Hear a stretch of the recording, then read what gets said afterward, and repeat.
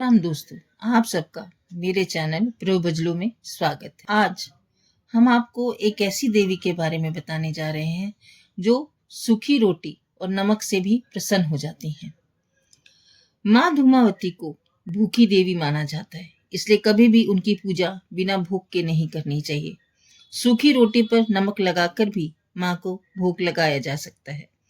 हिंदू मान्यता के अनुसार माँ धूमावती की जयंती ज्येष्ठ महीने में शुक्ल पक्ष की अष्टमी को मनाई जाती है। माँ धूमावती अलक्ष्मी के नाम से भी प्रसिद्ध है। इस साल धूमावती जयंती 3 जून मंगलवार को मनाई जाएगी। भगवान शिव द्वारा प्रकट महाविद्या है।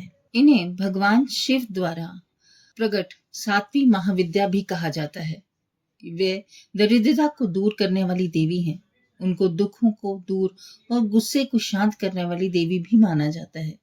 पुराणों के मुताबिक उनके बराबर कोई दूसरी शक्ति नहीं है।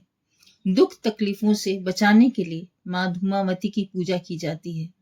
जो भी भक्त श्रद्धा पूर्वक माँ की पूजा करता है, उन पर माँ अपनी कृपा बरसाती है। आइए जानते हैं माँ धूमावती का स्वरूप। देवी धूमावती का स्वरूप बहुत ही रहस्यमय और गंभीर है। वे एक बूढ़ी, विधवा और रथ पर सवार देवी के रूप में जानी जाती हैं। वे अपने हाथों में एक ध्वज और एक कटोरा रखती हैं और एक कौवे द्वारा खींचे जाने वाले रथ पर सवार होती हैं। वे धुएं के रंग की हैं और सफेद कपड़े पहनती हैं। देवी धूमावती को जीवन के उन पहलुओं का प्रतीक माना जाता है जिन्हें आमतौर पर अप्रिय माना जाता है। अकेलापन, त्याग, दुख और वैराग्य। हल्के ये वही तत्व हैं जो आध्यात्मिक प्रगति में मदद करते हैं। वे बताती हैं कि दुख और अस्वीकृति के क्षण भी आत्म साक्षात्कार का मार्ग बन सकते हैं। आइए जानते हैं पूजा का मुहूर्त।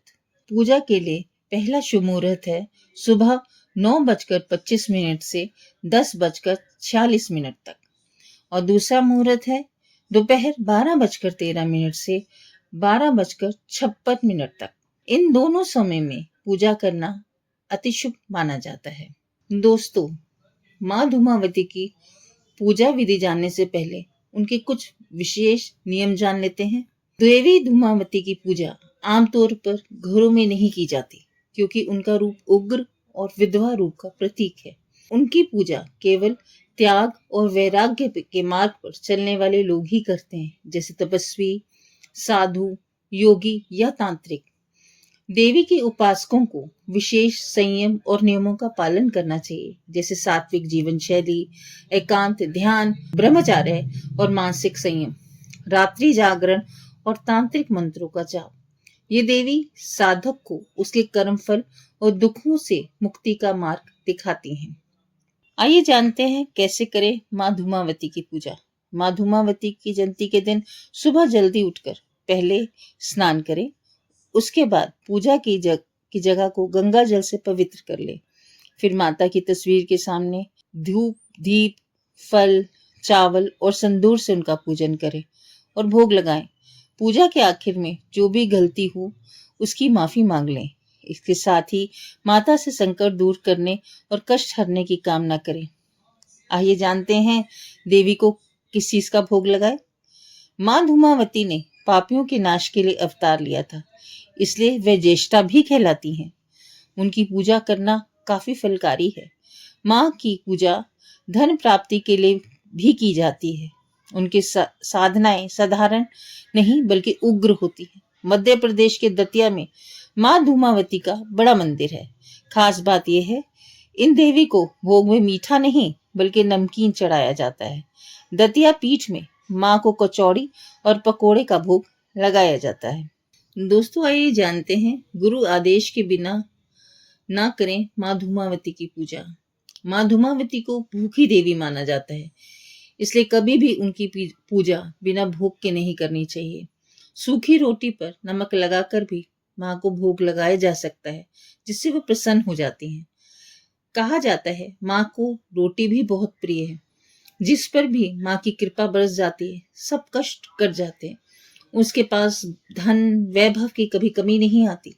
भक्तों को पूजा के समय उसके पास धन और वैभव की कोई कमी नहीं रहती।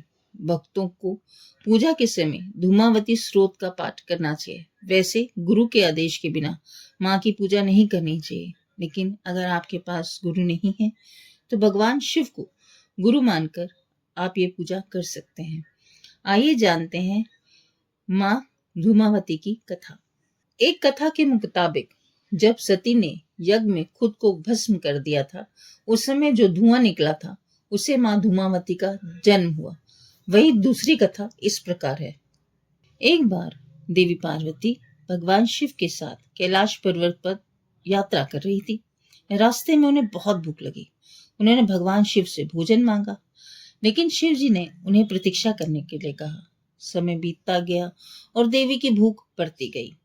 जब बार बार आग्रह करने पर भी उन्हें भोजन नहीं मिला तो देवी पार्वती ने क्रोध में भगवान शिव को ही निगल लिया। शिव के गले में विष के प्रभाव के कारण देवी का शरीर धुएं से भर गया और उनका रूप विकृत हो गया। भगवान शिव अपनी माया से बाहर आते हैं और देवी से कहते हैं, अब तुम धूम्र युक्त हो चुकी हो, इसलिए तुम धूमावती कहलाओगी। जिस क्षण तुमने मुझे निगला तुम विधवा हो गई, इसलिए तुम संसार में विधवा देवी के रूप में पूजी जाओगी। दोस्तों, माँ धूमावती की पूजा बिना उचित जानकारी से बिना ना करें। रात में भारी भोजन या अशुद्ध चीजों का सेवन ना करें। पूजा के बाद ध्वनि प्रदूषण या शोरगुल ना मचाएं। घर में देवी की मूर्ति स्थायी रूप से स्थापित ना करें, खासकर गृहस्थों के लिए।